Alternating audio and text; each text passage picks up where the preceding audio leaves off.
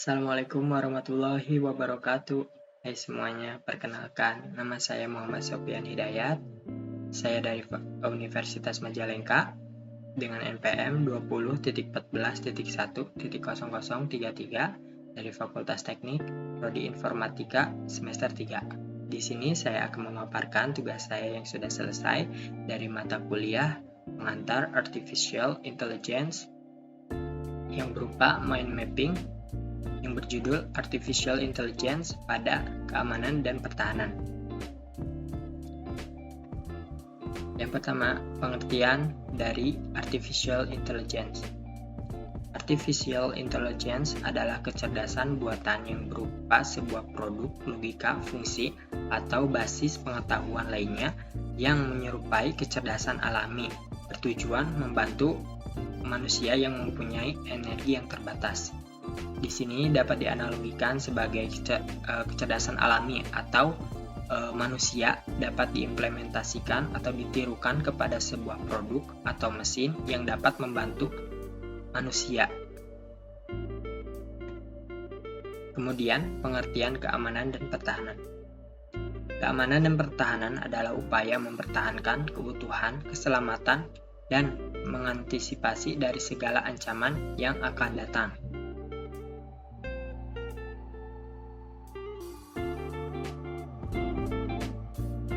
Kemudian, bentuk implementasi dari artificial pada keamanan dan pertahanan.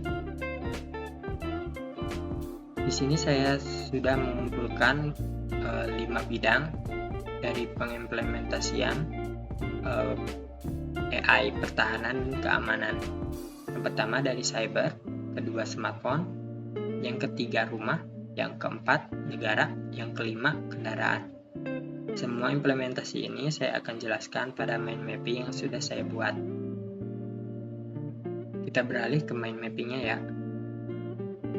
Nah, ini adalah mind mapping yang sudah saya buat yang berjudul Artificial Intelligence, Security and Defense atau keamanan dan pertahanan.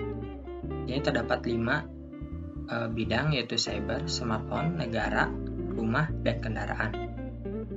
Yang pertama, cyber.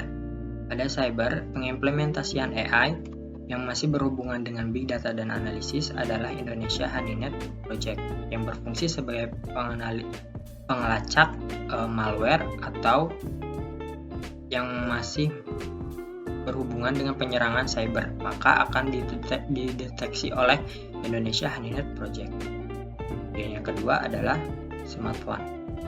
Pengimplementasian AI Security and Defense pada smartphone adalah fingerprint dan face recognition. Kedua sistem ini dapat diistilahkan sebagai sandi pada smartphone, yang mana apabila pada fingerprint sidik jari kalian valid dengan handphone atau smartphone kalian, maka smartphone itu akan terbuka. Begitupun dengan face recognition. Apabila wajah kalian valid dengan handphone kalian, maka handphonenya akan terbuka. Kemudian, yang ketiga adalah negara. Yang saya maksud negara ini sebagai sesuai judul, Security and Defense, pertahanan dan keamanan. Di sini saya merujuk kepada militer. Di militer terdapat pengimplementasian Artificial Intelligence, yaitu robot militer otonom. Robot militer otonom ini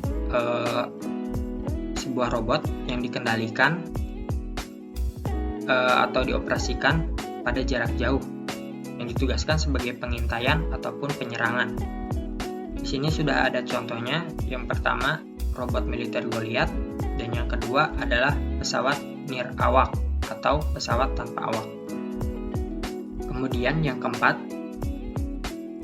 penerapan Artificial Intelligence Security and Defense yang ada di rumah. Yang pertama CCTV, dan yang kedua adalah Thief Detection System atau sistem yang mendeteksi adanya pencurian. Kemudian yang terakhir adalah pada kendaraan. Di kendaraan pun masih sama, terdapat pengimplementasian sebuah Artificial Intelligence Security and Defense. Yang pertama adalah anti-thief system, yang kedua radar. Yang pertama, anti-thief system ini masih sama halnya dengan thief detection system, tetapi anti-thief ini diimplementasikan pada kendaraan, yang mana apabila kendaraan kalian dibobol atau akan dicuri, maka anti-thief system ini akan berfungsi dengan cara membunyikan suatu, intinya mah bunyi aja si mobil itunya tuh. Nah, anti-thief system ini sudah diterapkan pada mobil Honda New CR-V. Kemudiannya radar. Radar ini berfungsi sebagai sebuah sensor yang mana apabila misalkan kita sedang mengendarai dan ada pertigaan, radar ini akan berfungsi dan akan mengetahui bahwasannya di depan terdapat kendaraan sehingga dapat meminimalisir atau mencegah kecelakaan yang akan terjadi. Radar ini sudah diterapkan pada motor Ducati Multistrada V4. Cukup sekian penjelasan mind mapping tentang artificial intelligence pada keamanan dan pertahanan. Mohon maaf apabila ada tutur kata yang kurang berkenan dan juga materi yang kurang tepat. Mohon dimaafkan, kita sama-sama belajar. Maafkan. Sekian, terima kasih dan terima kasih juga yang sudah menonton.